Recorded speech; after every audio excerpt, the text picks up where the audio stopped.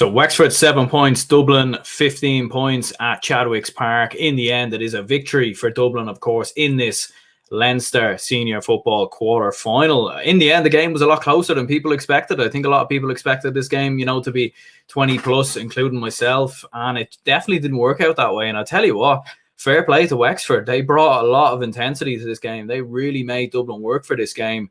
There was a stage in the first half where Wexford were turning Dublin over. Dublin were hitting shots wide that they normally score. Cormac Costello was missing, chances, frees and 45s that he'd normally score. And certainly Dublin were a little bit baffled, a little bit worried. There was a couple of times where Wexford ran Dublin over the touchline. And certainly Dublin were, you could even see the look on Dessie Farrell's face at one point.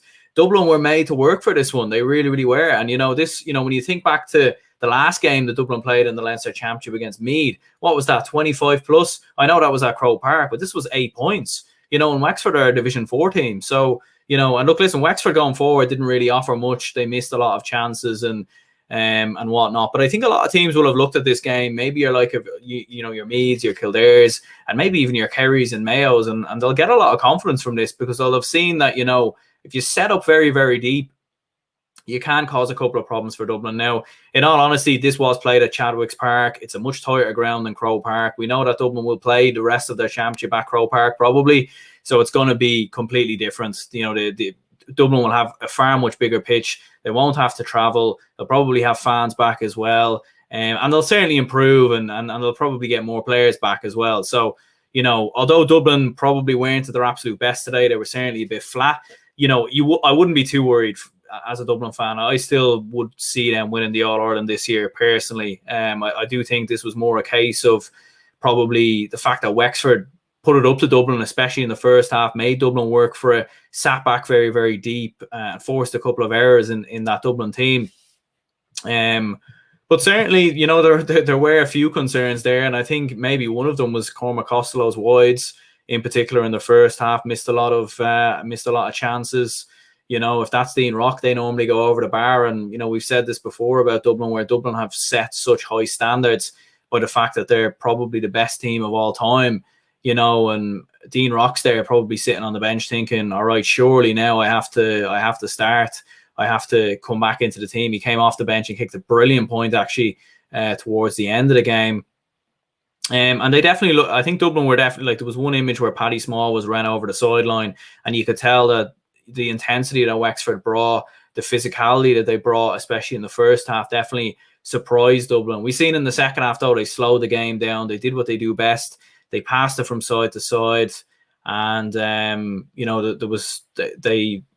were certainly made to work for their scores in the second half.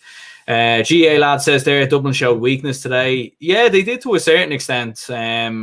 Again, it's a bit like when Dublin played Carlow in the Leinster Championship there back in, I think, 2017 or 2016.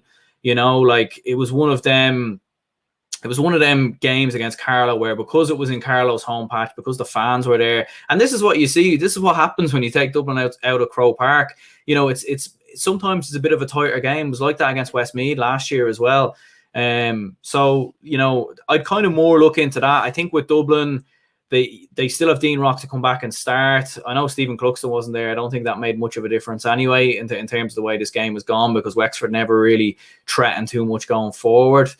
But so I wouldn't, there was a little bit of weakness, but whether, because I don't know, because for the likes of your Kerrys and maybe Meath or Longford, I think, if they were to set up in a similar way and then break fast, because there was chances in the first half where Wexford were on the attack and dropped one or two short, that the likes of a Kerry or a Mayo certainly wouldn't.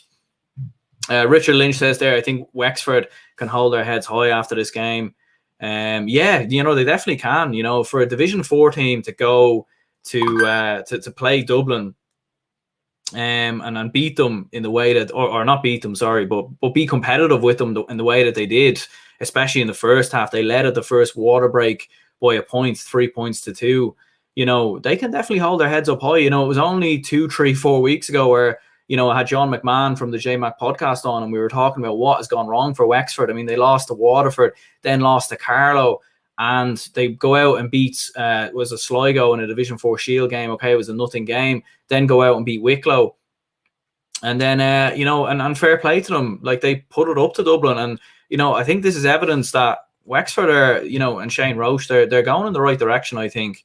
And under Division 4 next year, I think they've got a chance of being promoted. I really, really do. But it's one of them things with Wexford where sometimes they take one step forward and one step back. And there's a lot of things going on behind the scenes at different times with the Wexford footballers and the Wexford hurlers and Davy Fitz and whatnot. So, there's a lot to work on.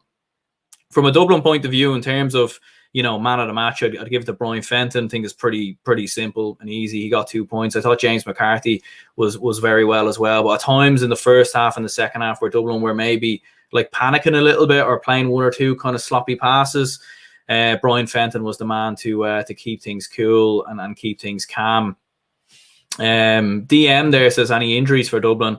I don't think so. As far as I'm aware, Robbie McDade went off in the 33rd minute, so that could have been an injury. I know Paddy Small, they were saying in commentary that Paddy Small went off at half time. He didn't. He was still on the pitch. But I'm not too sure if there's any other injuries there, potentially. But we'll have to wait and see. Daniel quickly says, what do you make of Meath's performance today? And do you think that they can push Dublin as they're probably second best in Leinster? Yeah, look, I haven't seen the game. I'll certainly go back and watch it or catch the highlights on the Sunday game. But a 22-point win over a team that, a lot of people, including myself, thought that was going to be a bit of a banana skin for Meath. They've really gone out and put in a very dominant performance there by the sounds of it. So fair play to them. And I think, it's a toss of a coin really between them and Kildare, who's the second best team in Leinster. And they'll get a lot of the likes of I haven't seen the score of the Kildare Offaly game, but the likes of your Meads, your Kildares, they'll gain a lot of confidence from seeing that, okay, Dublin can be got at a bit here. And if you get in their faces and you make it tough for them, and with the fans there as well, there was one or two times where Dublin just looked a little bit rattled in the game. Sharon Hegarty says, is Paddy Andrews back? I don't think so. To be honest. He announced his retirement last year, so I couldn't see. And he has a podcast with Andy Moore, and so I couldn't see. I couldn't see Paddy Andrews back. Dylan Moore says, shows the unfairness of Dublin having Croke Park as the home venue. Yeah, I think maybe now they need to make a couple of changes. Like, Croke Park is the national stadium. It's the biggest stadium in Ireland. You need to use it, especially for All-Ireland semi-finals and finals. But I think in particular in Leinster, I definitely think, for example, in Ulster, they change the venues all the time for your Ulster finals. 1 year it might be in Clones, the next year it might be at the Athletic Grounds, then it might be at Brewster Park. So they change that quite consistently. I think maybe it's something they could do. It's definitely something they could do in Leinster, is maybe make a couple of changes year on year for the Leinster final. Definitely something they could do. But fair play to Wexford, as I said. They were very competitive. They certainly stuck in the game. For Dublin, there's a little bit of weakness there, but something to work on. And I think in previous years with Dublin, they haven't really had much to work on coming through Leinster. And I remember in 2014, they had nothing to work on going into that Donegal game, ended up getting caught. So it's something for them to work on, something for Desi Farrell to work on. He'll certainly be looking at it and thinking, okay, maybe Dean Rock needs to start, especially for Freeze, because in a game like this, it didn't really matter that he's missing. But in the crunch games, whether it is a Leinster final, All-Ireland semi-final, they need to be going over the bar. There's no two ways about it. And I know there was a bit of a breeze and whatnot, but I still think, they should be going over, especially because Dean Rock 9 times out of 10 would be putting them over the bar. So yeah, Cormac Costello did hit 7 in the end, so he did end up hitting, the majority of the frees later in the game and kicked a couple of good points from play. Noel Scully had a goal chance. Con O'Callaghan was relatively quiet, didn't score in the game. Contribute a little bit here or there, but certainly by his standards, a quiet enough game. Kieran Kilkenny was playing more I think he needs to play more in the half forward line rather than up, at centre forward or up a full forward. So that's something maybe that, that's one or two changes they can make. Brian Howard was very impressive actually as well, to be fair, with 2 points. For Wexford, Mark Rossiter, very impressive with 3 points. And actually Donald Shanley, who came off the bench, they were saying in commentary that he made a big difference in the Wicklow game, and he had 2 points when he came off the bench. One of them was an absolute cracker. So So fair play to Wexford there. Fair play to them. Richard Lynn says if you take Dublin out of Leinster, it could be like Ulster.